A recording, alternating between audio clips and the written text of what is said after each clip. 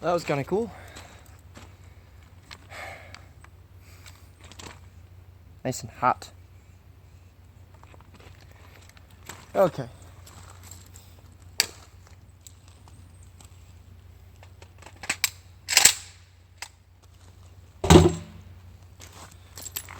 First thing, let's go see how we did. I got mud like all over the stand and whatnot. Not too bad. Had a couple out.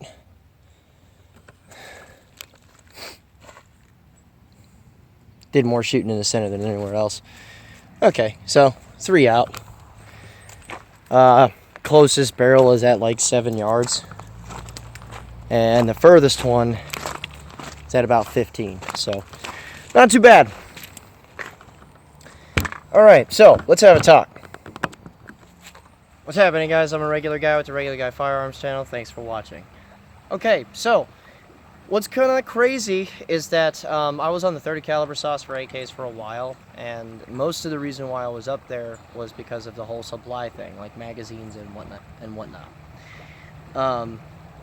After a while, I started developing some interest in 74s, so here we go. Okay. What's kind of neat about this individual rifle is that this is an Arsenal.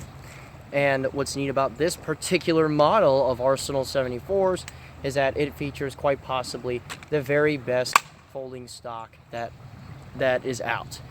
Okay, there's some debate, yeah, about the triangle folders and whatnot, but at the same time, they both utilize the same system.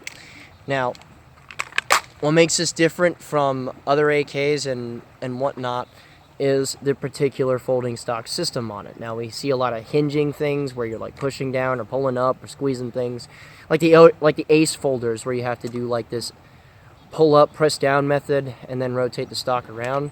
This guy is just a pair of buttons. The first one folds the stock up, that hurt. It locks up, and then a second button that you press here opens it up, and it is really, really solid. Okay. There's certainly other folders out there, like underfolders and wire folding stocks and stuff like that. The underfolders, they work pretty good. They just feel kind of weird, especially once you start getting to like really like crazy positions with them. And wire folders feel like coat hangers. They work okay. I'm just not a fan personally. So basically utilizing the same system, you end up with. Or really close to the same system, you end up with a standard full-size stock or a triangle folder, and I personally just prefer one of those. Now, what's kind of cool about 74s individually, right, and this is stuff that a lot of people get mixed up on and a lot of things that people don't know, is 5.45 by 39 was developed as an answer for 5.56. The Russians saw what our guys were doing to dudes in Vietnam and stuff like that. So they decided to answer that with their own intermediate high-speed 20 caliber cartridge, essentially. And they ended up coming out with the 5.45 by 39. Unique properties of the 5.45 by 39 are that it's very comparable as far as terminal ballistics on like people and stuff, and ballistics as far as just accuracy. Capability for distance, ballistic all that stuff. They're very, very similar to a good 5.56 millimeter round, or projectile rather. So what you end up with at the end of the day is a round very, very similar to ours, but it's a lower pressure round as well, and that leads itself to a couple of good characteristics as far as shootability. Shootability is one of the things that people talk about the very most when they're talking about 5.45 guns.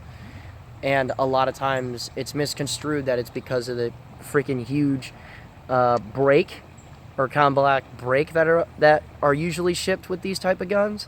And you can see the two huge ports up here and two additional ones up top. You know, and a lot of people are just kind of like, oh, well, that's the only reason why they shoot smooth. It's not true. Even without it, they're really, really smooth shooting rifles. Far more smooth shooting than like a 20-inch AR or something like that, which is kind of nuts, to be honest with you. And then, of course, when you add one of these things in there, it just makes it so much better. So that's one of the big things, or big reasons why people really like this rifle and that cartridge, is because it's just flat. One of the reasons for that, like I said before, is that it's just a lower pressure cartridge. There's less recoil impulse and less jabbiness in the impulse around when it fires. So that is a big selling point for guns like this. Now, there's a lot of internet hubbub about the individual round itself. Okay, we talk about the 7N6 ban a lot, and there's some people that have a lot of misconstrued opinions about that, thinking that just 5.45 period is banned. Well, if you're looking to get one of these rifles, if you're interested in it, the particular ammunition that went under an importation ban is called 7N6. Okay, it's a mil surplus or military surplus com block type ammunition, and yeah, it was banned from import, but there's still a lot of ammunition out there for this rifle. You're probably going to end up using your phone or your laptop to get it, though, because it's usually something like Brown Bear, Silver Bear. Actually, I don't think I've seen Brown Bear in 5.45, but like Silver Bear, Wolf, that type of deal. And those work just fine. So for some reason, a lot of people think that the caliber is dead and everything else. That's not true. It's alive and well, and people shoot it all the time. A kind of bad selling point to these, though, is that although there aren't a whole lot of shitty magazines available for this rifle, the magazines that are actually fairly expensive for it. For instance, your Circle 10 and 21 magazines are usually running around like $35 a piece. Around there, okay? You have some plus and minus depending on the market. Bakelite magazines are more expensive, and that's just how that is. But and then you have like the exceedingly rare 74 magazines. Like there are some aluminum ones out there, but I've seen like 2, so don't count on finding those. And if you do, they're probably super expensive anyway. But that's the real counterpoint to this, is that the magazines are expensive, but the ammunition is available, and it runs about the same cost and a lot of times less than 30 caliber AK ammo. So if you're interested in it, get it. Now, here's the thing. What's kind of neat about this is that when Arsenal turned these loose, first of all, they're Bulgarian kits, so they're good to go as far as just reliability, durability, that type of stuff. Modern AKM stuff I almost slipped right off of this thing. Modern AKM stuff comes with this, like for instance the pin for the brake that's spring loaded so you can easily unscrew it. It comes with a cleaning rod. Dude that owns this rifle decided that he was going to not use it, which is fine.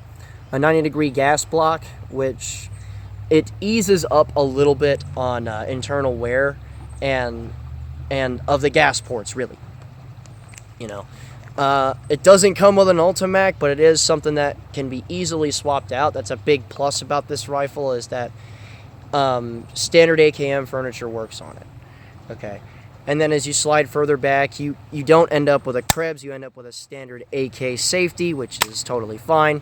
They're a little stiff, though, fresh out of the box. Same thing for their front sight posts. They're quite stiff when they're brand new. And then, of course, you have standard AKM furniture instead of this US palm grip, and an Arsenal, quote, 2-stage trigger, which a lot of people have problems with, and I totally understand. I personally don't care. I can work the 2 stages out and deliver an accurate shot. If I have to power through it, I power through it, and if not, you can always do something like put an AKT in here from ALG Defense. Yes, the review's coming on this trigger really soon. Moving further to the rear, you have a trap door here. You saw me unhook this stock when it was in the folded position by pressing on this button. This trap door houses a little cleaning kit that has a bunch of little necessities like a front sight tool, bore brush, that type of deal. So, being real here, this is one of the most boring reviews I've ever done, and that's a great thing, because the rifle just runs and runs and runs and runs and runs. And it's accurate.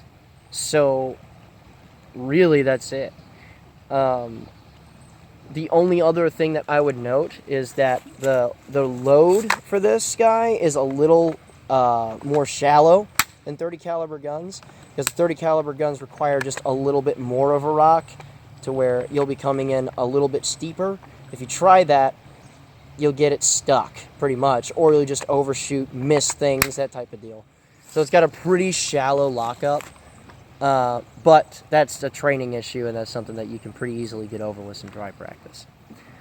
Other than that, though, it's a squared away rifle. The ammunition is available, and as far as corrosive military surplus ammo for this rifle, there's a really easy fix for that, and I got a follow-up video that will explain what to do as far as corrosive ammunition and how to care for that rifle properly so that it's not eating the insides of your rifle apart.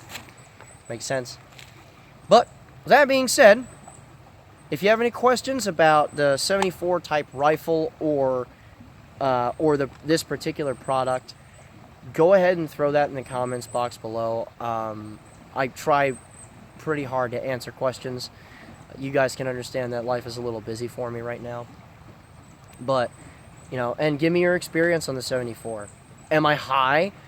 Do they actually not shoot as soft as ARs? Which is horseshit. They shoot softer than most ARs, especially out-of-box ARs, but whatever. But what's your opinion on the 74? I'd love to hear it. But remember, guys, a regular guy's firearm is the last defense against tyranny. Be easy.